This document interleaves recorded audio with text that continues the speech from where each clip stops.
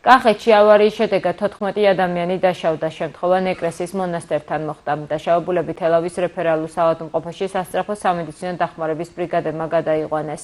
ექიმის თქმით, მათ სხეულის მრავლობითი დაზიანებები და მოტეხილობა აღენიშნებათ, რის გამოც რჩებიან სტაციონარში და შესაბამისი გამოკვლევები უტარდებათ.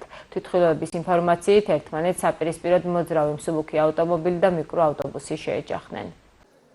ავტოსაგზაო შემთხვევის შედეგად თელავის რეფერალურ ჰოსპიტალში შემოყვანილია 13 დაშავებული. ამ ეტაპზე მათი მდგომარეობა სიცოცხლეთან შეუთავსებელი არც ერთ მათგანთან არ არის სიტუაცია. დაზიანებები აღენიშნებათ უფრო კანის ზედაპირული ექსკორიაციები, ასევე თავის დახურული ტრავმები.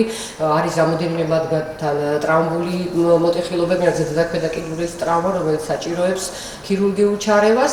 მიმდინარეობს პაციენტებთან ამ ეტაპზე კვლევა როგორც ლაბორატორიული, ასევე ინსტრუმენტული და დაკვირვება და მონიტორინგის რეჟიმში იმყოფება 13 პაციენტი. რაც არის გამოხატული ჩვენი ჰოსპიტალის შესაძლებლობის ფარგლებში არის მიეხედოს პაციენტებს და საჭიროების მიხედვით თუ რაიმე გამოიკვეთა, რა თქმა უნდა, რეფერალიც შესაბამისად განხორციელდება.